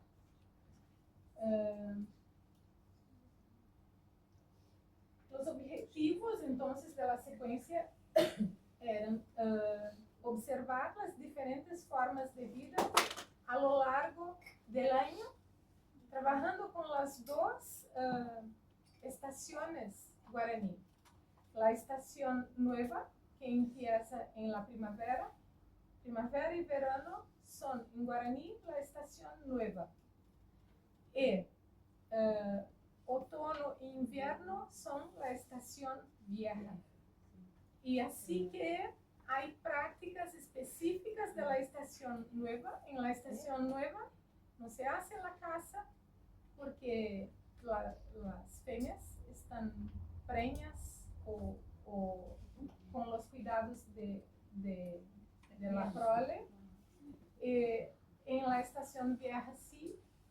Y todas las prácticas de cultivo, que son cultivares de mezclados en la floresta, en el bosque, se pone en el bosque, se siembra en el bosque para que la casa también tenga lo que comer, no solamente ellos, los grupos humanos, se van a colher los más viejos con los niños en el medio del bosque, porque el millo, la batata, todo el maíz y la batata están cultivados en el medio del bosque, en hoy diríamos agroecología, pero para ellos no tiene ese nombre, es la manera de cultivar, que es en equilibrio y es una manera de cultivar que también alimenta el bosque. Alimenta el bosque, alimenta quien vive lá. Entonces, es algo que nosotros necesitamos aprender en un contexto de pérdida de biodiversidad con ellos, con su cultura. Esta manera de producir alimento en equilibrio con la naturaleza, que considera cada vez que un guaraní retira algo del bosque, pone algo después. Si voy a colher una hierba, voy a plantar una hierba, porque se acaba si no hago así. Si voy a cortar un árbol, porque necesito de la madera, voy a plantar un árbol en este bosque. Y es siempre una relación de permiso, porque el árbol es parente, tal cual mi abuela. El río es parente, tal cual mi abuela. La relación es de sagrado, porque hay espíritus que protegen. El árbol es río. Es lo mismo con la cultura de matriz africana. Oxum, Oxum es una orixá río. Iemanjá es una orixá la mar. No hay esta separación entre nosotros, superior, antropocéntrico, el centro, y el resto. No, somos parentes. Nosotros no somos, pero ellos sí. Dicen eso. Bueno, entonces era el gran objetivo y al mismo tiempo queríamos formar para la ciudadanía. Entonces, se encantar con la cultura guaraní, pero defenderla. Y defenderla es participar de la lucha por la delimitación de su territorio tradicional, la lucha contra el marco temporal. Nuestra constitución post-dictadura es de 1988 y hay hoy aprobado por el Congreso Nacional una ley que se llama marco temporal. Los indígenas que habitaban sus territorios en 1988 tienen derecho a demarcación de su territorio. Los que no estaban en 1988, no. Y la lucha es, porque ellos estaban en 1500, en 1492, ¿no? El marco temporal es lá. Es ayer. Esta es la lucha. Y en esta lucha nosotros tenemos que estar. Entonces hay que presentar eso en las escuelas. Bueno, y comprender qué tipo de desarrollo económico en la región destruye estos territorios, esta manera de existencia, esta manera de vivir, esta cultura, para que se pueda protegerles, estar junto en la protección. Están sozinhos en la lucha. Bueno, entonces empezamos trabajando los dos grandes biomas de Rio Grande do Sul, a Mata Atlántica, arriba, y el Pampa, que compartimos con ustedes abajo, y con foco en los humedales, los caminos de los ríos, y también fueron los estudios, cómo las estaciones del año influyen la vida de los seres vivos, cuáles son algunos conocimientos guaraní, qué palabras usan para nombrar las cosas que nombramos con otros nombres, y cuáles son los impactos de emprendimientos económicos y los conflictos socioambientales que se presentan en el territorio.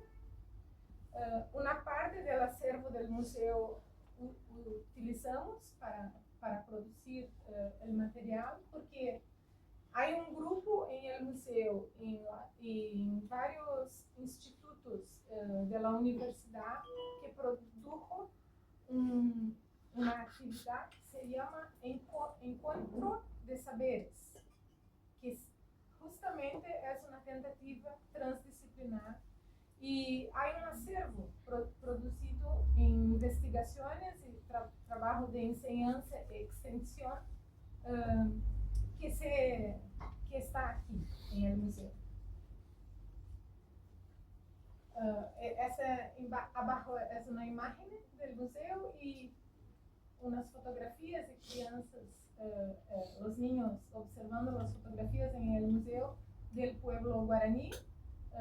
El fotógrafo guaraní se llama Verapotã y el gaúcho Danilo Cristides. Essas são cajas pedagógicas que hay en el museo que se puede consultar en la página del museo sobre la cultura india guaraní y sobre la historia de poblamiento del Rio Grande do Sul. Aquí las olas migratorias y en amarillo la huella inicial, saliendo de África, siempre es bueno lembrar que es la origen de la civilización es en África, saliendo de África y se llega en el Rio Grande do Sul hace 12.000 años, y después esta travesía por acá, por el estrecho de Bering, y se llega, cuando los guaraníes llegan al Rio Grande do Sul a 2.000 años. Entonces voy a mostrar aquí, para que se entienda quiénes son los pueblos originarios, por qué son originarios. ¿Sí? Son los primeros a vivir en nuestro territorio, y los caminos son los caminos de los ríos. Y eso es muy interesante porque vivimos una gran inundación en el último año. Todos en Rio Grande do Sul ahora saben los mapas de los ríos. Claro, no sabíamos antes, pero ahora sí. La bacia del Taquari, a bacia del Jacuí, de Gravataí, todos sabemos, porque todos subieron muchísimo, ahora sí sabemos. Y sí, la última ola de inmigración europea hace 500 años, que es esta blanca.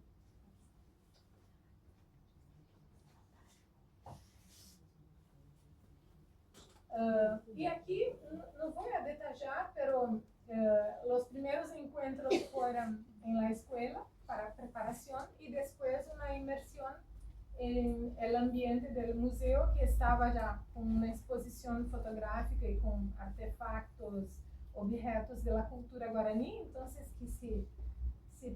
como nosotros aquí en Uruguay, que estamos inmergidos en la cultura y la lengua, en el museo también, entonces se quería preparar esta visitación de manera que pudieran respetar y aprovechar lo mucho que la había para aprender. Fotografías, vídeos con los más viejos, hablando de su cultura y objetos. Entonces aquí, como el fío fue la estación vieja y la estación nueva, había que entender qué hace, por qué muda, por qué el planeta muda durante el año. Entonces fue un poco eso, una de las preparaciones, pero también había que engancharles en el proyecto. También precisaban, como nosotros, ver el bonito de los cambios durante el año, pensar cómo las estaciones nos afectan a nosotros, cómo se sienten afectados. Entonces se hizo un juego con ellos que se llama Miro a Gardis, que es mucho mejor que yo en juegos. Pero sí, hicimos un muy simple,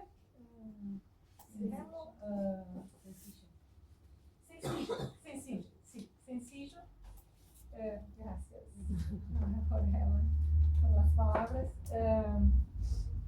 Que se llama La Bolsa Asustada. Se pone un conjunto de preguntas, una música guaraní, y la bolsa pasa entre todos, y cuando se para la música se saca una pregunta y se responde la pregunta, y eran preguntas que intentaban hacerles ponerse de cuerpo y alma en las estaciones del año y pensar sobre qué como en verano, qué como en invierno, qué gusto de hacer en verano, qué gusto de hacer en invierno. Cuando he nacido fue invierno, verano, un poco así, ponerse en ese ambiente para después entonces intentar comprender científicamente que el axis de la Tierra es así, por ese motivo ahora aquí es la estación vieja y en el hemisferio norte es la estación nueva, ¿no? Después aquí, entonces, en el museo, en el primer piso había la exposición fotográfica de objetos y de vídeos guaraní, una inmersión en ese ambiente, y en la parte de arriba se trabajó a partir justamente de la idea de esta socióloga nigeriana, Oyeumi, no sé si lo pronuncio correctamente, pero oyeron que Oyeumi es esta socióloga que habla de la cosmosensación. Entonces queríamos que tuvieran la cosmosensación en el museo. No solamente la visión, pero sí tomaron té de Marcela en la estación vieja. Había piñas para observar, porque cuando es en verano las piñas están abiertas, en invierno la humedad la cierra, entonces en la estación vieja estaban dentro de un pote con agua, y así que había hojas de los árboles que pierden hojas en la estación vieja, así que era para vivir la experiencia con todo el cuerpo, como lo es para los guaraní, pero en un museo, no en su aldea, baseada en esta pensadora. Y había que hacer un informe y había un conjunto de preguntas que orientaban la producción del informe por duplas de trabajo.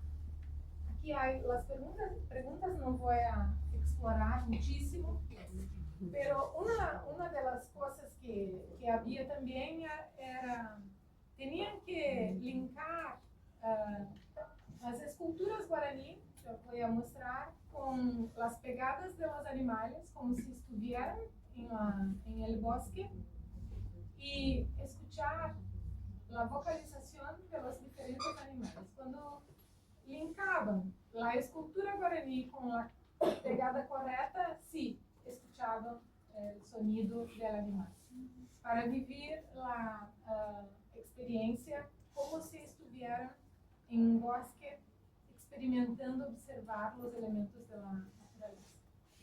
Y sí, y problemas como por ejemplo tucutuco, no sé si sí, que es un animalcito que hace agujeros en dunas, entonces muy amenazado de extinción porque se remueve las dunas, entonces también eso sí, pienso que ya pasó mi tiempo. Aquí, por ejemplo, los buchá, que ustedes siempre, sí, es compartido el territorio, es maravilloso porque el territorio de frontera para el medio ambiente no lo hay, ¿no? Así que el límite político no existe, ¿no? Y es una manera de nos encontrarnos también, ¿no? Por eso. Y así es para los guaraní. Los guaraní no son brasileños, no son uruguayos, no son paraguayos. Los guaraní sí, que son guaraní. Esta es su nación, su lengua, su cultura, y que no respeta esos límites políticos, ¿no? La noción de territorio, cuando hablamos de los pueblos originarios, es otro. El límite es otro. La frontera es otra. Lo mismo si intentamos pensar la protección del medio ambiente. Si las políticas públicas son municipales, no se protegen. Si son nacionales, no se protegen. Hay que ser otra. La noción de territorio para pensar los conflictos socioambientales no son los límites políticos. Es otro el pensamiento a ser construido. Y eso se aprende con la epistemología guaraní. no con la nuestra. Por eso hay que salvaguardar la lengua, la niñez, para que podamos sobrevivir como especie en este planeta. Que era un poco que Gabriela trajo ayer, sí, con el capital océano, ¿no? Bueno, aquí para mostrar la cestadía guaraní es inspirada en elementos de la naturaleza que ellos conocen mucho más que nosotros. Entonces, la serpiente no hace miedo, ella inspira la producción de la cestadía. Y el cesto también tiene información de su cosmopercepción del universo, porque aquí también están representadas cosas de las estrellas, de la manera como se organiza el mundo guaraní está aquí, en la cestadía. Y cada grupo, cada aldea tiene un padrón de ser. Y es una manera de ver, de leer la realidad. Y que está inspirado en algo que en las ciencias biológicas es muy importante para nosotros, que es comprender cómo son las tramas de las escamas de la serpiente.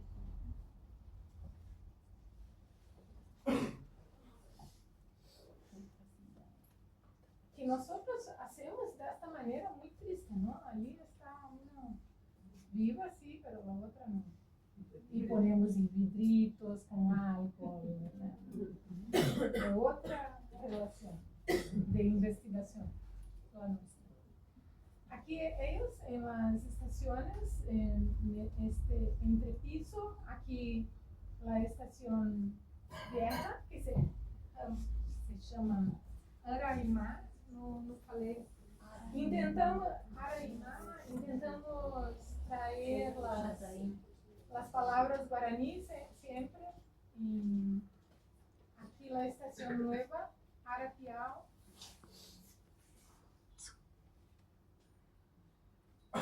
Y también para las plantas, los animales, los nombres. ¿Sí? No voy a entrar en muchos detalles, pero había cuestiones relacionadas a fisiología también, biológica, pero para observar de los animales. La Marcela tomaron el té, escucharon el rugido del bugio. Para nosotros bugio, para ustedes pienso que es el mono aullador.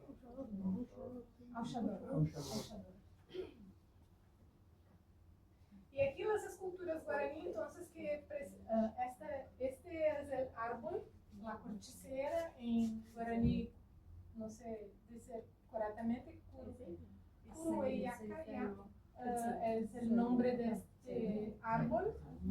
Para nosotros Teibo. Teibo. La flor nacional. Flor nacional muy. La compartimos con Argentina, ¿no? El ceibo es la flor argentina también. Por eso las ceibalitas.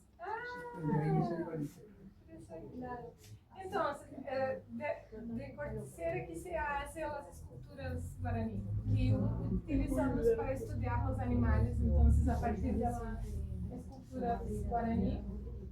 Y sí, y como es la corticera que pierde las hojas en la estación vieja, eso todo se estudió con ellos.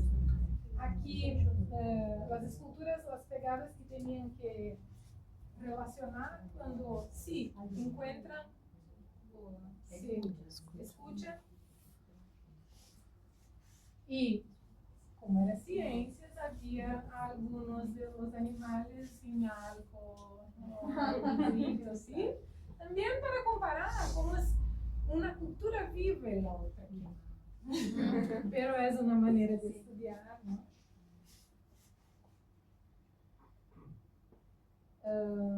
Después en la escuela tenían mapas para estudiar la distribución de la vegetación, la distribución de los animales en el mapa de Rio Grande do Sul, pero también guaraní, de las comunidades quilombolas y la sobreposición, aquí está, de los emprendimientos de minería.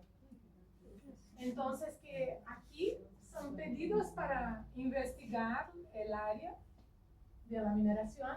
Aquí, este segundo, la autorización para investigar la minería. El tercero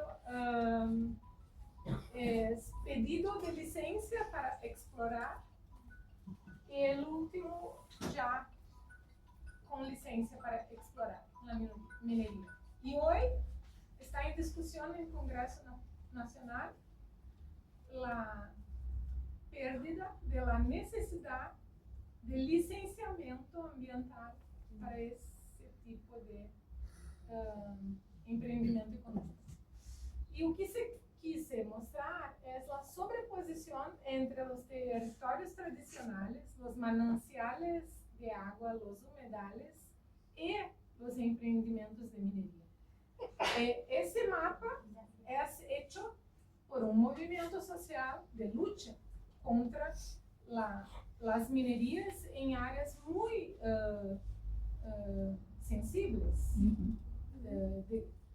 muy sensibles para la conservación cultural y para la conservación ambiental y de calidad del agua y todo eso. Entonces, en verde más vivo son los territorios quilombolas, de comunidades que conservan el conocimiento de matriz africana tradicionales. Y el rosado son cuadraditos, son las comunidades indígenas en esta área. Y los emprendimientos de minería están exactamente en las mismas áreas. Entonces, eso que queríamos mostrar, que es la amenaza, inspirados en Paulo Freire. Porque para pensar la transformación de una realidad desigual, uno tiene que participar de los movimientos de lucha. Porque es así que es la educación popular. No es en la escuela solamente, es en la lucha política. Entonces, es importante que se saiba dónde están los que luchan, para que se pueda participar de la lucha, ¿no?